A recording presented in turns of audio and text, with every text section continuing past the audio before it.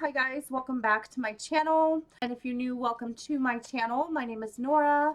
I typically make videos about plus size fashion, beauty, lifestyle, but today I did want to make a video sharing with you my honest experience on getting the Pfizer vaccine, the Pfizer COVID vaccine, and this was my first vaccine. And yes, it took me from the moment the vaccine was released until now. It took me, what, 10 months, 11 months now. Um, so it was not an easy decision to make, but I did want to go ahead and share with you my experience as an immunocompromised person who got the vaccine. And I have only gotten my first vaccine as of now. I just got it last Friday. So I did want to share that because I am immunocompromised for numerous reasons. But basically, a little bit of history before I go into my symptoms and how I reacted to the vaccine. This is the card that they give you when you go get the vaccine, and I have Pfizer. It has the name of the vaccine there. I got it at CVS Pharmacy, and I got it on the 8th. And I'm due to go back October 29th for my second dose. So the first thing I wanted to say is kind of go into a little bit of why I am immunocompromised and what conditions I do have, just in case somebody else does have these medical conditions. So maybe, my experience might not be your experience, but I know that before I got the vaccine, I was trying to do so much research and I could not find a lot of people sharing their experience as immunocompromised and their reactions. So I have been on steroids, on prednisone, for 3 years now. I was initially put on steroids in June of 2018 due to a high inflammatory response that I had in my bloodstream. What they call a SED rate, an ESR test. My SED rate was 108, and I was admitted to the hospital because I was having severe headaches in the back of my head, where it felt like severe pressure. And they did not know what was causing it at the time. But I kind of figured out what was causing it, and it was trial and error. But what was causing my severe headaches in the back of my head was a reaction to contrast dye. I had gotten recently, back in 2018, a CAT scan where they inject the contrast dye in your blood, and I had some type of inflammatory response, which is not typical. The typical response would be like an allergic response. My reaction is inflammatory, so my blood levels were crazy through the roof, and I had such a severe headache in the back of my head that I was not able to work. I could not function. My head hurt so bad. I was not responding to any migraine medicines that the doctors were giving me. It was just a really bad time, and that headache lasted for about 3 months before they finally admitted me, took me serious enough to admit me, and they put me on very high doses of steroids, specifically prednisone. So throughout the years, I've been lowering my prednisone levels and tapering with a doctor, but I am still on it. I am on 1.5 milligrams. So when you are on, and my headache did go away back then, but remember that part that I mentioned about the headache. So typically, when you are on steroids for such a long time as I have been, your immune system becomes compromised and you develop an inability to fight disease. So that was one of the factors in the decision I made to get the vaccine, because I am already immunocompromised, and I had recently seen a oncologist. I have been in the process of testing for multiple myeloma because I do show a lot of the symptoms. And what the doctor that saw me told me was that my immune system is fighting itself right now, and they really don't know why. So I am getting a second opinion with another oncologist. It's an oncologist hematologist, so they do all types of immune system issues. So They don't know why my immune system is fighting itself, but it is.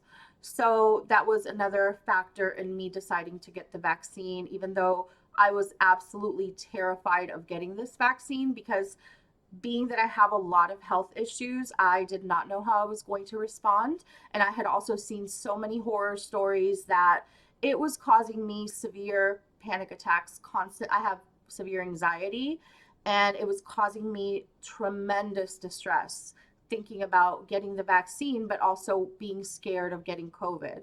So it took me this long working through therapy, having meltdowns, freaking out about this vaccine when I just said, just go do it. And so I just went and did it. I just kind of had to blind myself of thinking and researching so much. And I just went and did it. So that was Friday. I did go with my son because I just didn't want to go alone. I wasn't sure how I was going to respond. And that's my teenage son, by the way. And I went to CVS Pharmacy, and I do have to commend them because they were amazing there. They have a private room where they take you in to do your vaccine. Well, at my CVS they do. And so I went into the private room with them, and they asked me if I had any concerns, and I kind of expressed my concerns, and the person who was administering the vaccine was kind of talking me through it. And I was very, very, very anxious. I thought I was gonna collapse right there when I got the shot. I was terrified.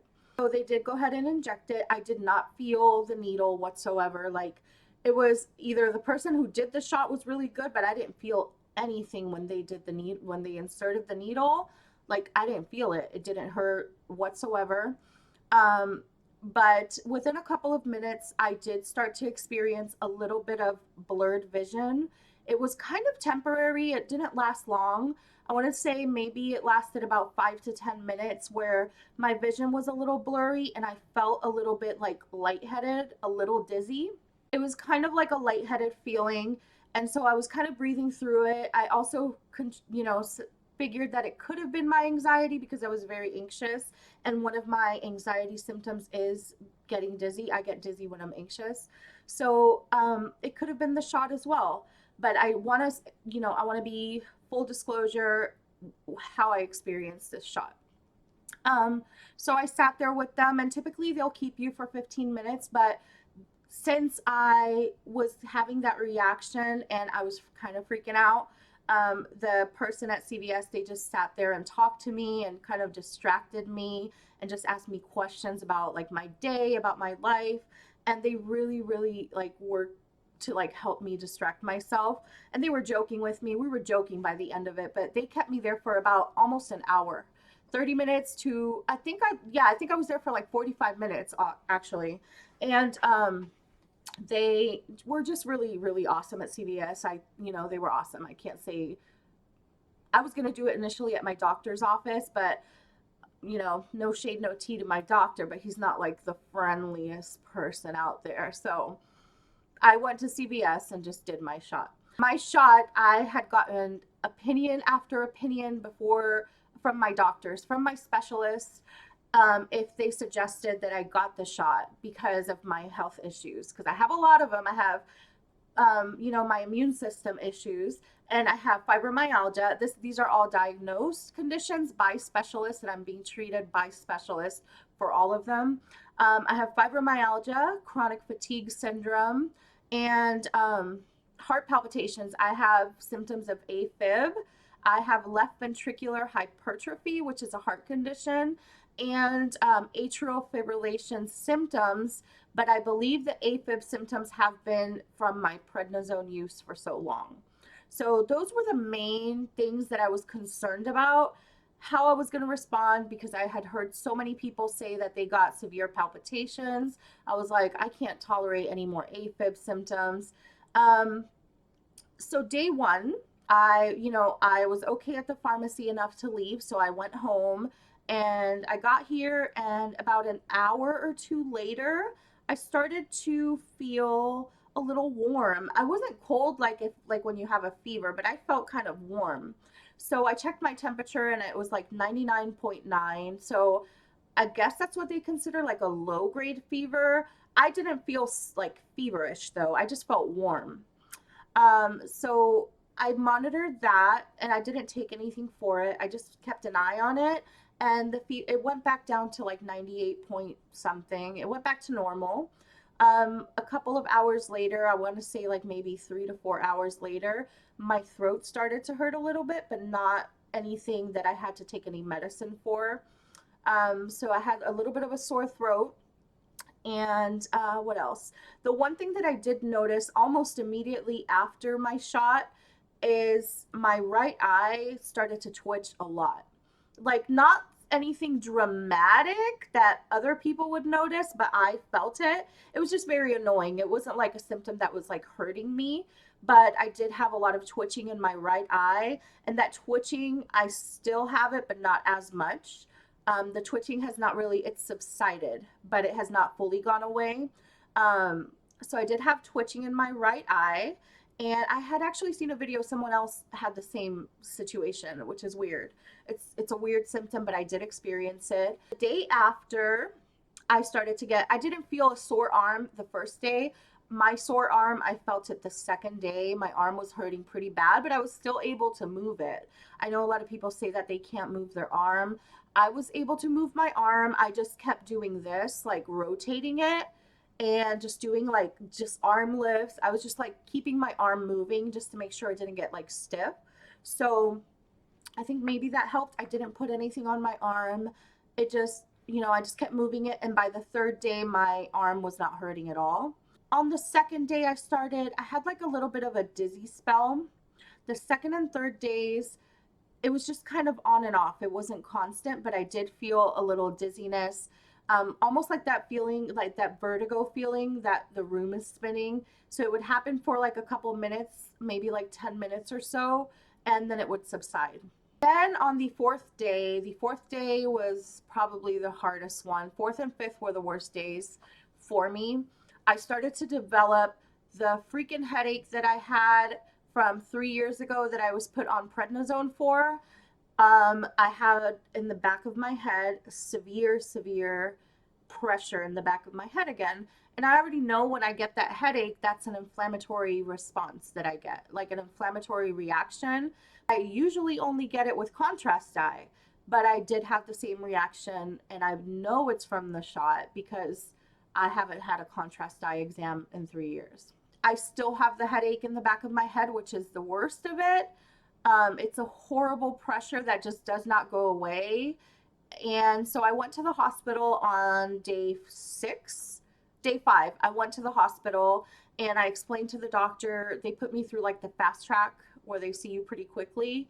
The doctor explained that it is an uncommon reaction, but it can happen for people with autoimmune issues or inflammatory issues.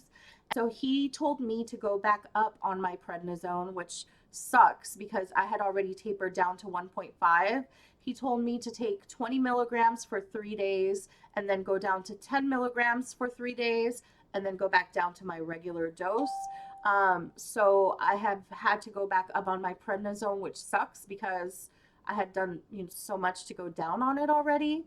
And I know I'm on day 2 of the prednisone, so I know my face is going to start getting puffy again for a few days. And with prednisone you gain weight, and I've been on a weight loss program, so that sucks too. But as long as I'm protected with the freaking vaccine, what can I do? So I went back up on the prednisone. I still have the severe headache in the back of my head. So full disclosure, that's my biggest symptom from the vaccine, is it did cause me to have an inflammatory response. And the back of my head hurts like hell. It's just like a lot of pressure, and it's only back here. It's not a migraine. I don't respond to migraine medicines. Nothing helps for this except raising my steroids and hoping that eventually my inflammatory response goes down. But the last time this happened to me, this headache lasted about 3 months. So I'm hoping that's not the case this time. As far as the second dose, I know that I should still get it, but I think I might have to wait until this goes down again because I don't want to put fire on, fuel on an already existing fire. So I'm supposed to go back on the 29th, but I think I might prolong that till this subsides a little more because this headache that I have is pretty bad. I'm not anti-vax here, and I am definitely, I support whatever anybody decides. I'm not here to judge anybody. Um, Whatever you decide for your own reasons as to why you can or cannot get the vaccine, or why you don't want to, or why you might want to. That is entirely your decision. So I'm not here to I don't believe in vaccine shaming people, or, if people, everybody has their reasons why they do want it or they don't want it. For me, I was terrified. For me, I was just very, it's not that I didn't want it. I did want to get it, but I was absolutely terrified, specifically because of the, of the stories you hear about, people dying after the vaccine. But I had to really weigh the risk versus the, what do they say, the risk versus benefits, and actually weigh out what's worse. How will my inflammation be if I get COVID, which is probably going to be a lot worse with my health issues than with the vaccine. So I weighed that risk. And I also had to weigh the risk of, how will my breathing issues be? How, I was afraid of myocarditis because you hear so many people that have myocarditis getting the vaccine. And I was like, well, there's a risk of myocarditis with the vaccine, but there's also a risk with COVID. And all of the risks with COVID are a lot bigger than with the vaccine risk. That's just my opinion. This is just from the research that I've done. And I can't tell you to go get it or not, but from what from what I've seen, not getting it, you are putting yourself at risk. And I really hope that, nobody does catch this. I never had it, thank goodness. But, I know so many people who have suffered from it. I see it all the time on my Facebook timeline, and their family members that they've lost, and my heart goes out to all of them. So, you know, if you decide not to take it, just take as many precautions as you can to avoid, being around crowds of people. Make sure you are wearing a mask. I am not, going to tell anybody, don't, do or don't.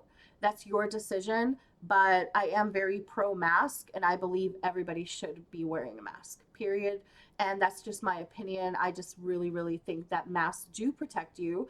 It's a whole year and a half of this pandemic now, and I wore a mask everywhere. And, knock on wood, I never caught it. My son had it, and I wore a mask around him, and for some reason, I did not catch it. So I really just want you guys to be safe and make informed decisions. As an immunocompromised person, I wanted to make this video in hopes that maybe, it can help somebody who is scared.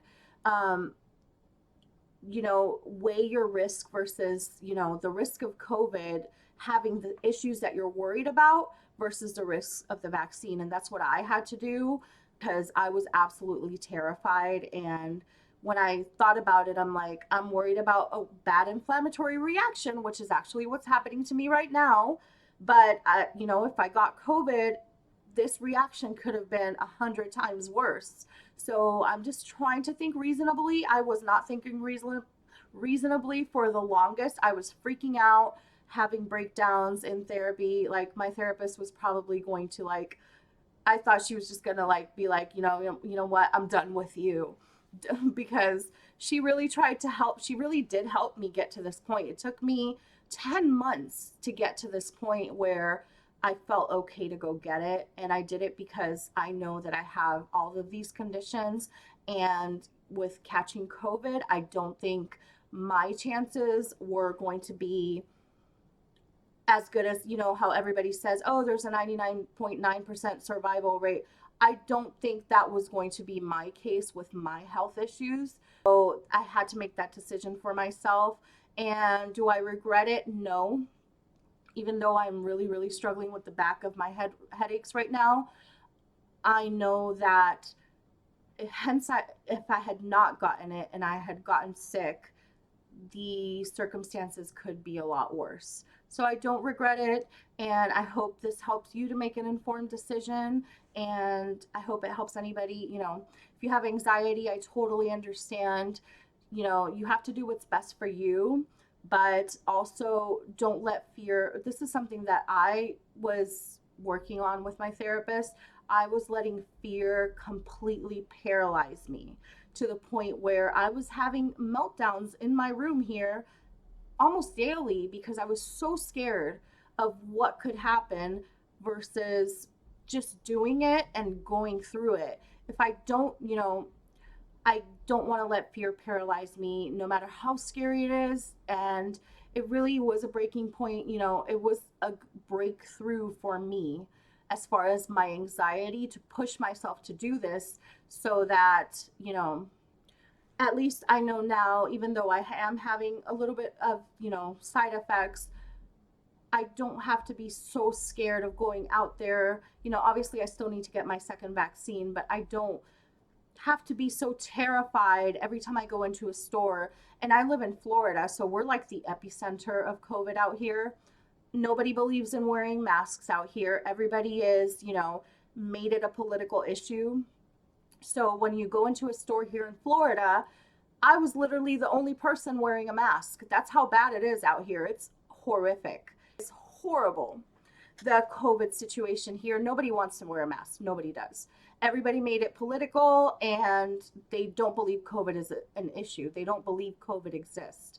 So I had to do this because I was going into stores freaking out, trying to rush in there, rush back out. I would get into my car, hyperventilating, terrified that I caught COVID from one of these people who just don't want to wear a mask.